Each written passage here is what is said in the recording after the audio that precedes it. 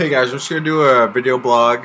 I just kind of wanted to, get away from text. It's a little easier just to watch a video. First thing is, I just want to thank all the people, all the support I've gotten on Facebook and Twitter, texting, all that. It's been really cool to just hear from everyone and see how many people are really supporting you. So that's been really cool. Going into the situation in the house. We got put into Palace Station, and that was pretty intense. We basically were shut in our room and told, if you leave, there's alternates standing by, so don't get into any trouble, stay in your room. And that room got tiny fast. They came in and took away all of our, if we had anything with a logo on it, anything that wasn't allowed in the house, we had to tape up everything, just, for all that, like licensing issues and things like that. So we had nothing really left, and we just kind of in a hotel room for, it was probably about 2 days. And Palace Station's a great place to stay, but you want the freedom to be able to leave it. It's really small in there after 2 days. If anyone's looking, to contact me or for whatever reason on Twitter, I'm Jimmy Crash BJJ. I have a fan page on Facebook, Jimmy Crash Quinlan. I'd rather, just like that. I'm going to do all my updates to that rather than my personal Facebook page. I also have a website, jimmyquinlan.com, and then I'll be posting on Reddit, if there's articles about the Ultimate Fighter, I'll throw in my 2 cents. My username on there is JQCrash25. I'm just going to give a brief review of the fights. I might skip a couple, just, if those guys I didn't really know or didn't interact with in any way. I'll just kind of touch on them and move on, but I wanted to kind of give you a little insight. We first got in there and we were introduced to the coaches and Dana, and that was just like awesome. You're walking through the doors, seeing everything, and it's just kind of, you see that on TV so many times that it's just cool, like when you're actually the one doing it. So we get put into our locker rooms and they talked about the fights and stuff, and we weighed in the day before, still not knowing who our opponent was. You're kind of looking around and sizing everyone up and kind of being like, I'd fight that guy, I'd fight that guy, I'd rather not be fighting that guy, that type of thing. So then we all got put in the training center and we got assigned to a locker room, and they told us who our opponents were and stuff. So I got to warm up with John Jones, and honestly going into the situation I thought Chael Sonnen was the coach I wanted. He's a wrestler, and then I started warming up with John Jones and in the locker room, and John was like, if you need me to hold pads, if you need me to drill, this is about you, getting you into the house, everything, whatever you need. And I'm like, kind of like, this is the champion of the UFC being like, I'll hold pads for you. It was pretty cool, and it was really awesome with John to do that. And then John, he had a couple of good assistants, but in particular Bubba Jenkins was someone I really loved watching in college. Just explosive wrestler, national champ, just a really, really awesome wrestler to watch. So I got to warm up with Bubba, we wrestled and stuff to get me warm for the fight, and I was kind of thinking at this point, either coaching staff would be great. I was going in, started with Chael, but then after that experience with John, I was, thinking I'd be happy no matter what team I got in at this point. So now going into the fights, first fight was Adam Sella versus Jake Hune.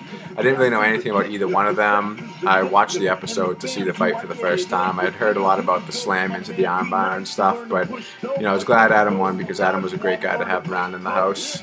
The next fight was Zach Cummings and Nick Fichetti. Nick was the guy everyone was kind of hyping up, so I was kind of expecting him to go out and do his thing, and to hear Zach one-shot knockout, it was pretty crazy. King Kevin Casey went out there. I knew him from the jiu-jitsu circuit, and he kind of just took care of business. I was really impressed by the cowboy. At the end of the day, King is just too strong for him. Thor didn't see that fight at all. Thor's a great guy, though, one of the guys I was most close to in the house, and I was really liked that guy a lot. Clint was another guy who was great to have in the house. As you guys saw, a lot of people, especially I know my friends at my viewing party and stuff, they were all like, Clint Hester is cool. And, I can attest to the fact that he's a really cool guy. Really cool to be around. Bubba, he just came in as one of John Jones's guys, and everyone expected a lot out of him, and he kind of went out and took care of business. I didn't really see his fight at all, but, I heard he was yelling to the crowd, and you obviously see it on the episode. He kind of just looked like a little bit of a clown doing all that, but Josh, the guy you'll see, like, he's just kind of, he comes off as a little bit condescending and arrogant, and it's kind of torture listening to him talk at times. Like, they should probably make prisoners listen to Josh Salmon interviews. It's pretty awful.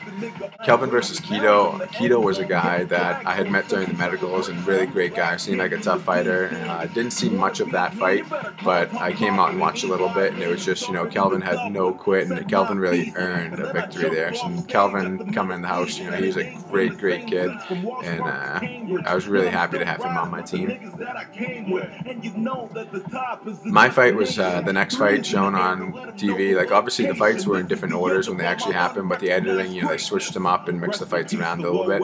But, you know, I just went out very focused, calm, just, you know, this was the most important fight I would have, so I had to get out with the victory, and I was glad, you know, I just went right after him, no wasted time with my stand-up, just wanted to take him down and take the fight into my world, and I was able to do that. You know, things you kind of don't see is, like, in the fight, my feet were slipping on the mat and stuff, and even Chael laughed at me afterwards. It's like your feet were running like a cartoon character in there.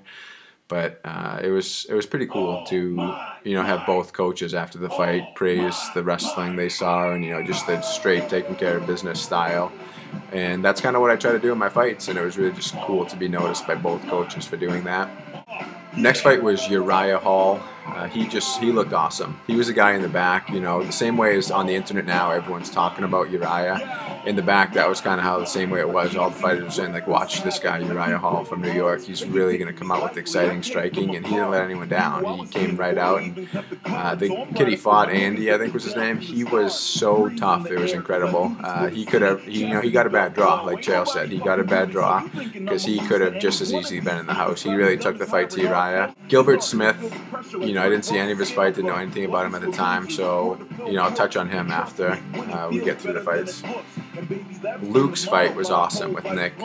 Nick was just throwing haymakers, and Luke was keeping him at range and, you know, picking him apart. Luke was technically a lot better, but Nick is a fighter. He came out just throwing haymakers, and coming from Stockton, a Nate Diaz guy, you knew he was going to come to fight, so that was a cool one.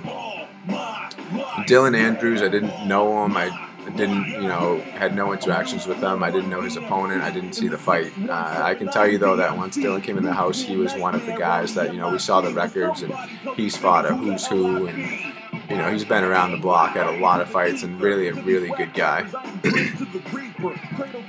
Colin the Dick Hart. Colin, I didn't see his fight at all either. You know, it was hard, you know, the whole time because I'm warming up and focusing on my own fights. I didn't want to see too much, but I was kind of trying to sneak out and catch some of the fights. But for the most part, I kind of stayed in the back and focused on myself.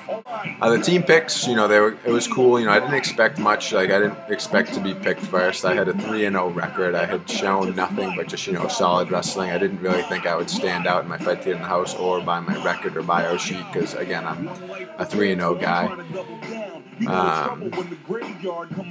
Luke was the #1 pick. We were a little bit surprised, you know, because there was guys that were, I think, a little bit more impressive in their fights to get in the house, you know, with quick dominating victories. But I think Chael saw, you know, a 6'6" guy, throws devastating strikes, elbows, kicks, knees. You know, he's just a scary guy.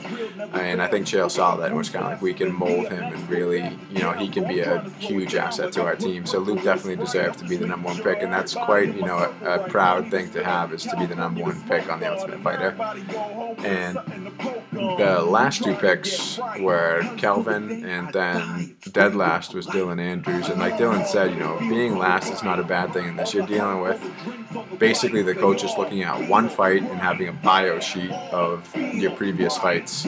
So, you know, being last pick, it means nothing. And Dylan actually liked it. You fly under the radar. People kind of look at you as, oh, he can't be that good. He was last pick. That's not how it works. The first fight pick, you know, I guess there was all kinds of controversy. The whole day that elapsed between the end of the fights to the first fight pick, and there was all kinds of talk, and people were pissed, and, you know, Team Jones was really, they had some drama going on there that they didn't even show.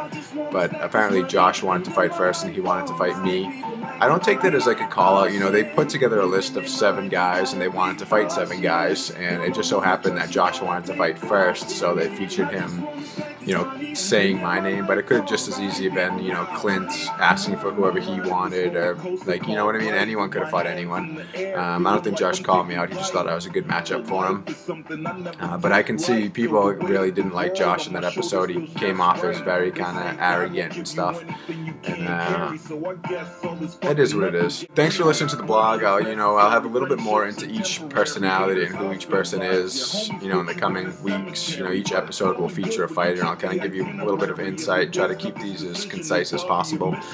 And I want to thank my sponsors, smartpotters.com, Coliseum to the Cage, Kinetics, and I want to thank my training partners at Mass BJJ. It's my home school in Acton. I also want to thank Triumph MMA, a school I cross-train with, and all the guys at Lozon MMA, cross-training with them. It's a great situation to have. I train at my main camp, and then I get to go around and travel and train with some of the best guys around as well. So I just want to thank all of them. And just a little bit of housekeeping. I want to thank my sponsors, smartpotters.com, Mike McCandless. I want to thank Kinetics, as well as Coliseum to the Cage. And my fight school, Mass BJJ, in Acton, Massachusetts, and then Triumph MMA up in Nashville, where I cross-train with them, and Lozon MMA down in Easton, Massachusetts. Great group of guys at each one of those schools. We all kind of cross-train. We get guys from Triumph going down to Lozon's and, Mass BJJ. We all kind of train together and get sparring together when we can. The music you're hearing played right now is Greatness. I'll leave a link in the address down there if you want to look up his music. It's pretty good stuff. And also, MMA Junkie just used an article at the bottom. It makes it kind of sound like it took a dig at Tom Ball. I just want to clear that up, that Tom is a good friend of mine and a training partner. And I use him as an example of, if I can do well with him, I can compete with these guys. And it was something that I really looked up to Tom as a fighter. And to be able to hang with him and at times get the better of him, it made me realize, I can make a run at this. And, so it was more of a praise to Tom of how much I respect him as a fighter. It kind of came off in the article as me almost like bragging about beating him in training, and that's not what it's about, and just felt bad about it. So with all that being said, thank you for listening to the blog, and tune in next week. I'll try to get these blogs out a little earlier in the week so that you don't have to wait till Saturday, Sunday to hear them. Alright, thanks.